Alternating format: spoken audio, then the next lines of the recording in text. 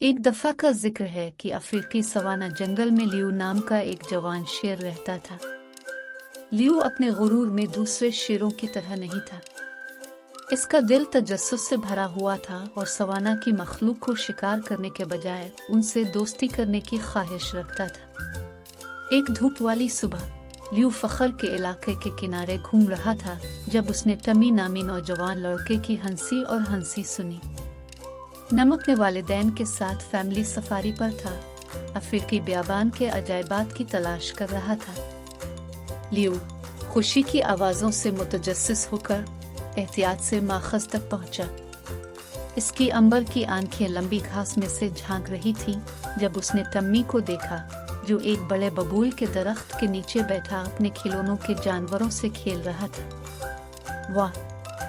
एक शेर, टम्मी ने लियू को देखते ही कहा।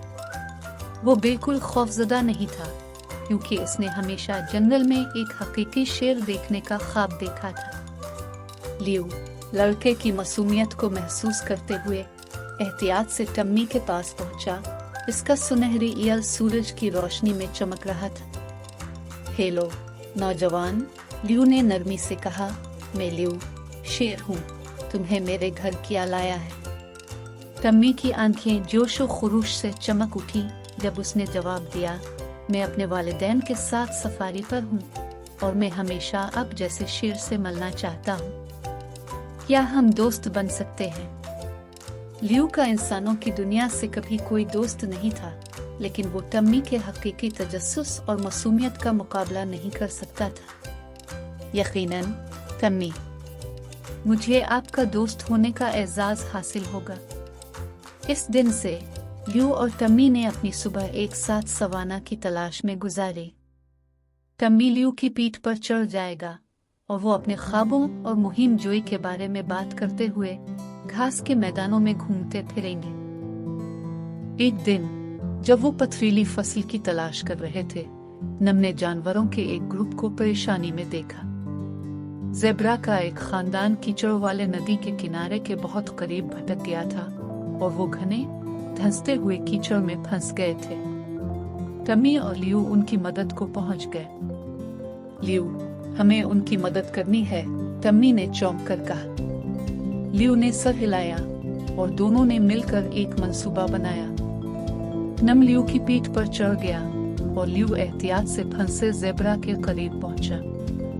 अपनी जबरदस्त ताकत के साथ लियू ने एक एक करके उन्हें बाहर निकाला और हिफाजत की तरफ खींच लिया।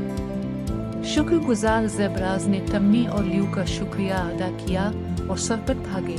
उनके खुरों ने गर्म अफ्रीकी हवा में धूल उड़ा दी। टम्मी और लियू ने उन्हें जाते देखा, उनके दिल खुशी से भर गए। जैसे ही सूरज उफक के नीचे डूब गया, टम्मी और लियू रात के लिए बस गए।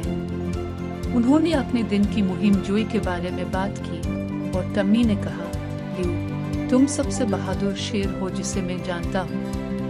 तुमने इन ज़ेबुरों को एक हीरो की तरह बचाया। लियू शर्मा गया, उसकी खाल हल्की सी सुर्ख हो रही है। ठीक है टम्मी, दोस्त एक दूसरे की मदद करते हैं। मैं खुशकिस्मत हूँ कि आपको मेरे दोस्त के तौर पर हासिल है और हम मिलकर बहुत अच्छे काम कर सकते हैं। उनकी दोस्ती हर गुजरते दिन के साथ मजबूत होती गई और टम्मी ने लियू से जंगली के बारे में बहुत सी चीजें सीखी। उसने जानवरों को ट्रैक करने, परिंदों के मुख्तलिफ गानों को पहचानने और दरख्तों के दरमियान छुपे हुए पानी के सुराखों को तलाश करने का तरीका सीखा। एक दिन जब वो पानी के सुराख के करीब तलाश कर रहे थे, तो उन्होंने हाइना के एक गिरोह को उसकी माँ से चीता का बच्चा चुराने की साजिश करते सुना। टम्मी और लियू जानते थे कि उन्हें कुछ करना है। लियू, हम उन्हें ऐसा करने नहीं दे सकते, टम्मी ने फौरी तौर पर सरगोशी की। लियू ने सर हिलाया, उसकी आंखें अज़्म से भर गई।